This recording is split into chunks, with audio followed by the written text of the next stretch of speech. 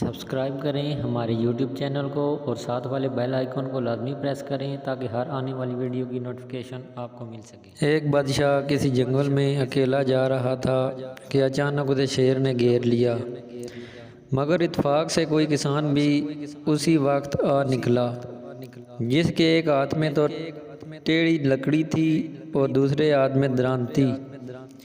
شیر بادشاہ پر حملہ کرنے ہی کو تھا کہ کسان نے پھرتی سے ٹیڑھی لکڑی اس کے گلے میں دے دی، جس کی وجہ سے شیر کا پیٹ چاک ہو گیا اور بادشاہ کی جان بچ گئی اور شیر مارا گیا۔ بادشاہ نے کسان کو اس امداد کے صلے میں گاؤں کی نمبرداری کے ساتھ بہت سی زمین بھی عطا فرما دی اور کہا کہ ہر ایک تہوار کے موقع پر ہمارے یہاں دوستوں اور رشتہ داروں کی جو خاص دعوت ہوتی ہے اس میں تم بھی آیا کرو تاکہ تم بھی اب میرے سچے دوست ہو۔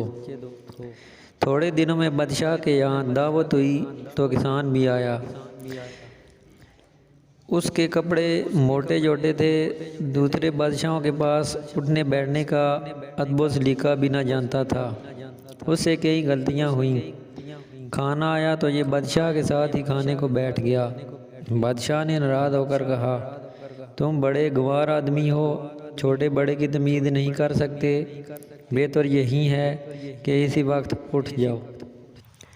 کسان شرمندہ ہو کر چلا گیا اور کئی سال تک بادشاہ کے پاس نہ گیا۔ ایک دن بادشاہ گاڑی پر سوار ایک تنگ پل پر جا رہا تھا کہ ایک طرف سے گاڑی کا پہیہ نکل گیا اور اگر اسی وقت سہارا دے کر اس کی اونچائی دوسرے پہیے کے برابر نہ کر دی جاتی تو ضرور تھا کہ بادشاہ دریا میں گر جاتا۔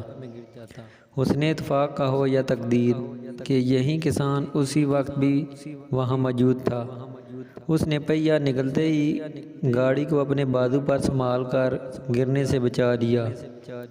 بادشاہ کسان کی اس دوبارہ خدمت سے اس قدر خوشنود ہوا کہ اپنے ساتھ لے جا کر کہیں دن مہمان رکھا اور چلتے وقت بہت سا انعام دے کر ہمیشہ آنے کی تاکید کر دی۔ کسان نے کہا، بادشاہ سلامت، میں نے آپ کی 2 دفعہ جان بچائی ہے، اب آپ بھی میرا کہا مان لیں کہ میری پیشانی میں درد ہے اور اس کا حکیمی علاج یہ ہے کہ آپ ایک تلوار کا ہاتھ مار دیں، اس میں اگر ہڈی بھی ٹوٹ جائے تو کوئی خوف نہیں، میں چند دن میں اچھا ہو جاؤں گا مگر یہ درد جاتا رہے گا۔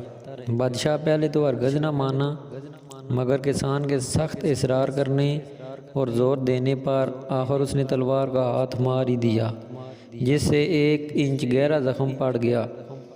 کسان زخم کھا کر گھر کو چلا گیا اور چند روز معمولی علاج سے زخم بھی اچھا ہو گیا، مگر جب کچھ دن بعد بادشاہ نے اسے اپنے پاس بلا کر حال پوچھا تو کسان نے عرض کی، خدا کے فضل سے تلوار کے زخم کا اب نشان تک نہیں رہا، مگر پہلی دعوت میں حضور کے بدتمیز گنوار کہنے اور نکال دینے کا زخم اب تک میرے دل پر ویسے کا ویسا ہی ہے۔